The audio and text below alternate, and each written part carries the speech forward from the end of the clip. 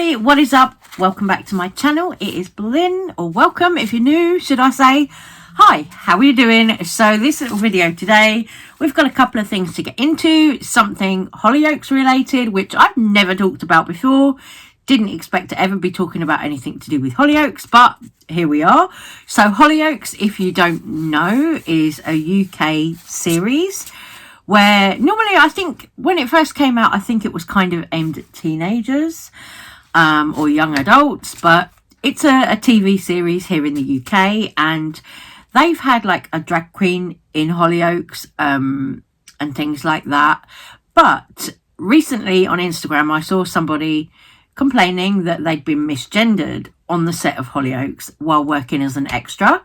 This person is called Connie, and she was on the set of Hollyoaks evidently and got misgendered, and she spoke out about it on Instagram. Just in the set of Hollyoaks, and I was just misgendered by the director in a trans related scene. But the fact that it's a trans scene with all trans extras, and you know, we were all brought in because they wanted to make it authentic, and yet the director is like misgendering the people on the set. Here's a tip: if your staff aren't trans trained, then don't bring in trans talent to sets, because it's not safe and it's just stupid. You haven't these trans storylines with non-trans actors, and to my knowledge, that's what someone on the set told me. I don't watch.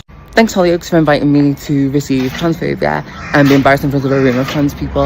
And when, by the way, I sat there like, and immediately got up and left. I said, I don't feel comfortable, bye, and walked out. No, like, extras day rate is like gonna entice me to stay in a place where I feel uncomfortable, which isn't trans. I'm in like disbelief, not because like misgender me, that's fine. I'm gonna invite a whole group of more than 10 trans people to come and film something, then how can you not have like any trans awareness? How can you not be aware? And like, also, I wish I had the name badge.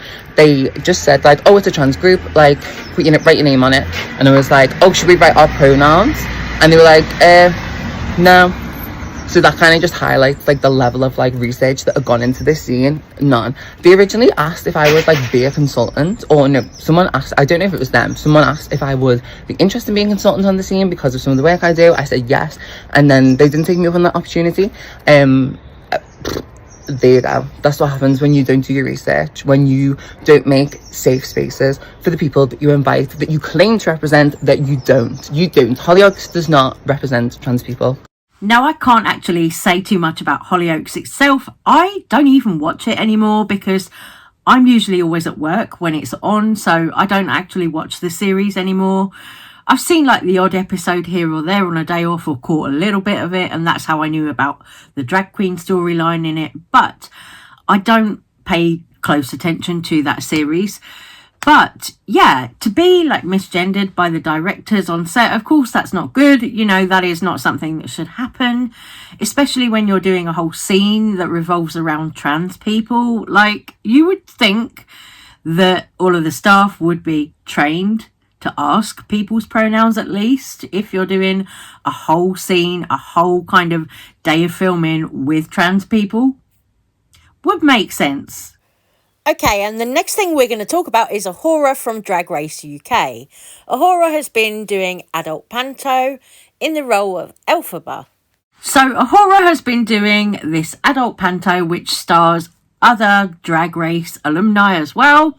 They've been doing this for the last couple of months, I think since January. Yeah, January, February, March that panto is on for. And it's coming to an end now. It's on the last few days, but she's obviously been playing Elphaba because it's kind of a Wizard of Oz themed panto. So she's been playing Elphaba, and of course has been painting herself green. Now, some fans of Drag Race have come for Awhora for painting herself green, saying that she's copying the Vivian. Now, the Vivian, of course, recently passed away, and some fans have decided to kind of target Awhora for this, which to me, this is really, really like sad to see, really stupid, because why would you target somebody who's playing the same character role as somebody who's recently passed away? Like, somebody that Awhora knew as well, so that's not pleasant for Awhora to have to hear. And Awhora actually took to Instagram and put out a statement about what was going on with all of this. Awhora wrote, "I didn't want to write this, but please stop with the hate and constant punishment of me painting myself green as the witch in The Wizard of Oz. I'm truly at my wit's end with it. This is not only something I've experienced constantly online, but also in meet and greets, being ignored and told I'm wrong or making people sad. I understand people's reasoning, but you're punishing me for also losing a friend who I actually knew and are taking away from a job I signed up to do a year prior to any of this happening and never would want to do so disrespectfully. But I have even had to stop painting myself for shows to have a break from all of this hate, and then when I'm not painted, you all complain and I'm not doing my job properly. I don't even know how to write or explain any of this, but it's starting to really affect me now, and I'm at breaking point both mentally and emotionally with it." Awhora also shared text messages, DMs between her and the Vivian, where they were even talking about like witch makeup. So yeah, it's really not on to be going to Awhora, you know, hating on her, especially in meet and greets, trauma dumping on her or anything like that, when at the end of the day, she's just part of a show. She's part of a cast, you know, and she's the Wicked Witch. So how's she not supposed to be green? Like, you know, if I went to see The Wizard of Oz and Elphaba wasn't green, I'd be like, why isn't she green? You know? I don't know. Anyway, that's just me. But because of all the hate that Awhora's been getting, somebody else actually spoke out about it, and that person was Divina DiCampo. Hello. I just wanted to jump on here and talk a little bit about etiquette for meet and greet. This doesn't really happen to me. People are generally very kind and very supportive and very lovely, and I just have a nice time when I meet people. It's one of my favourite things as part of the shows to do. So I could choose just to not say anything about it, but that's not why you're here. You're here because I'm not that person, because I am a person who will, when I see that there is a problem or somebody is behaving inappropriately,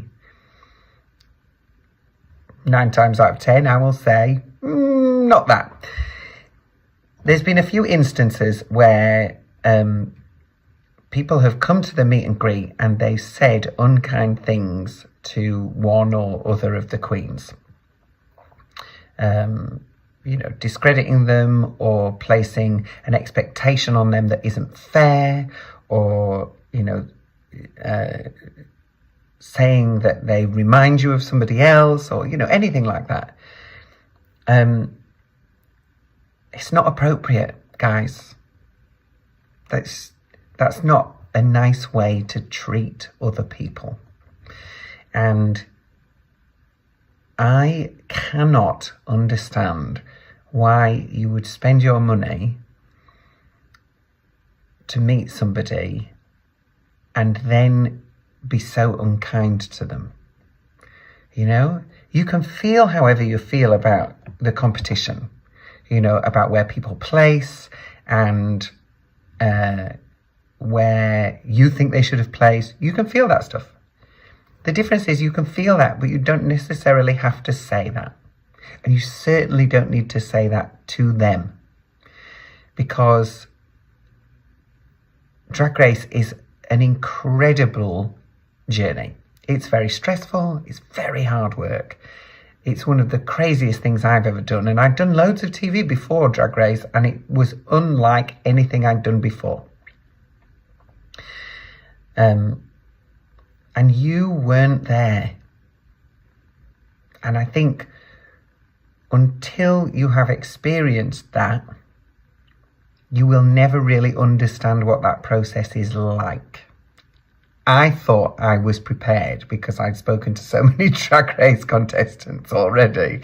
I was not prepared.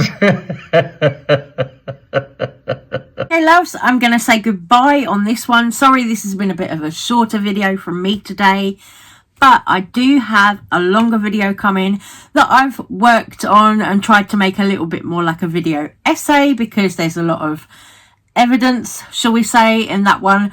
So take care. Thank you so much for watching if you've made it this far. Love you, and I will see you on the next one. Bye bye.